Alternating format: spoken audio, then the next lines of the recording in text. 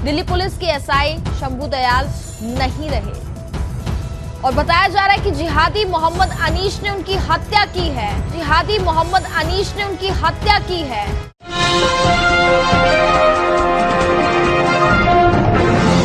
नमस्कार साथियों, आप देख रहे हैं नेशनल जनमत और मैं हूं विनीत। देश के तमाम तथाकथित मेन स्ट्रीम के नफरतवादी चैनलों की कलई खुल गई है। एक ऐसी हरकत सामने आई है जो साफ तौर पर बताती है कि इनका एजेंडा क्या है, और यहां तक कि उन्होंने इस एजेंडे को चलाने के बाद माफी तक नहीं मांगी। पहले पूरी घटना सुनिएगा। 4 जनवरी को मायापुरी में एक महिला का फोन गायब होता है। महिला रिपोर्ट दर्ज कराती है। एसआई शंभू दयाल एक आरोपी को गिरफ्तार करते हैं। गिरफ्तार करने के बाद उस आरोपी ने शंभू दयाल पर हमला कर दिया। लगातार चाकू से वार करने के बाद एसआई शंभू दयाल की 8 जनवरी को हॉस्पिटल में इलाज के दौरान मौत हो जाती है।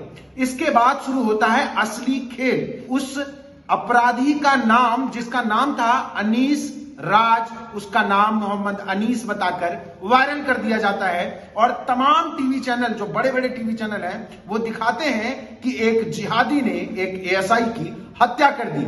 और उसमें उन्होंने कानून व्यवस्था पर सवाल खड़े नहीं किए, सुरक्षा पर सवाल खड़े नहीं किए, लेकिन सवाल खड़े किस बात पे हो रहे थे कि मोहम्मद अनीस ने कैसे चाकुओं से गोद कर हत्या कर दी और इसे सरासर एक तरीके का जिहाद साबित कर दिया।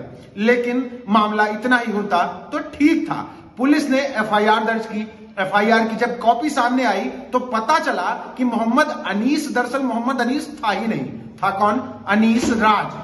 पिता का नाम प्रहलाद राज, जिससे साफ पता चलता है कि वो व्यक्ति हिंदू था और उस हिंदू व्यक्ति के द्वारा हत्या किए जाने के बाद उसको किस तरीके से हिंदू मुस्लिम करके लोगों को बहकाने की, लोगों को भड़काने की और एक तरीके से कहिए ये दंगाई चैनल दंगा भड़काने की कोशिश कर रहे थे। लेकिन इनकी कलई खुलनी ही थी, क्योंकि सच कब तक छुपेगा। और सबसे कमाल की बात यह है कि इनमें से किसी ने माफी नहीं मांगी। सुदर्शन न्यूज जैसे चैनल जो कि सिर्फ नफरत फैलाने के लिए बनाए गए हैं, उनका तो समझ में आता है, बड़ी आसान सी बात है कि चलो ठीक है, उनने करा क्योंकि उनकी यही नियत है, यही करना ही चाहते हैं। लेकिन कुछ तथाकथित ऐसे भी चैनल हैं जो आज के वक्त में करते सब गलत हैं पर तटस्थ बताने की कोशिश करते हैं। उन चैनलों का नाम सुन लीजिए। आज तक, एबीपी न्यूज, टाइम्स नाउ नव Bharat, news track, Republic Bharat, TV 9 और जी न्यूज तक ने बाकायदा इस खबर को इस तरीके से प्रेजेंट किया। आप साफ तौर पे आप तस्वीरों में देख सकते हैं और समझिए कि इन्होंने कैसे इसको जिहाद का नाम देने की कोशिश की, कैसे उस अपराधी का नाम मोहम्मद अनीस कर दिया, अनीस राज की जगह। बस इतना ही नहीं, किसी ने पूरी बात साफ साफ सामने आने के बाद माफी तक नहीं मांगी।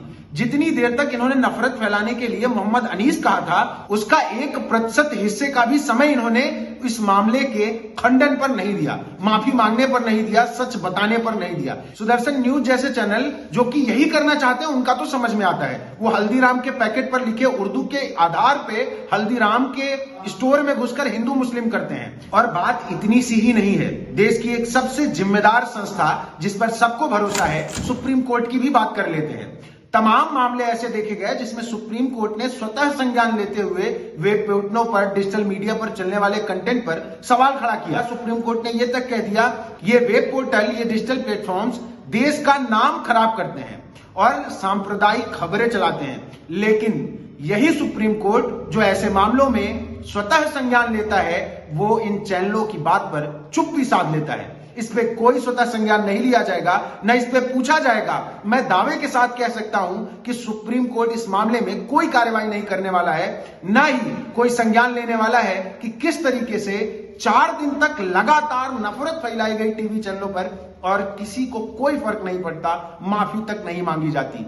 मोहम्मद अनीस बता दिया जाता है अनीस राज को, और जिहाद बता दिया जाता है एक हत्या को। एक सुरक्षा के सवाल को जिहाद का सवाल बना देते हैं। प्रशासनिक स्तर पर हुई चूक को वो हिंदू मुस्लिम कर देने में कितने अच्छे से जुटे हुए हैं और उनका एजेंडा क्या है, ये साफ साफ आप हमारे इस वीडियो से, चैनलों की इस हरकत से समझ सकते हैं। इसलिए हम हमेशा कहते हैं कि भरोसा करिए उन डिजिटल प्लेटफॉर्मों पर जो आपको सच में सच दिखाना चाहते हैं। अपना सब कुछ दांव पर लगाकर आपके लिए काम कर रहे हैं और आपकी जिम्मेदारी है कि उनकी आवाज को दबने मत दीजिए। चाहे वो सुप्रीम कोर्ट दबा रहा हो, चाहे सरकार दबा रही हो, या ऐसे नफरतवादी चैनल पैसे के दम पर झूठ फैला रहे हो, तो उनका सच दबाने के लिए तमाम संगठन जो नफरतवादियों ने खड़े किए हैं वो लाठियां लेके घूम रहे हो, लेकिन आपको उन्हें पीछे नहीं छूटने देना है, उनके साथ खड़े होना है। बाकी बने रहिए नेशनल जनमत के साथ। धन्यवाद।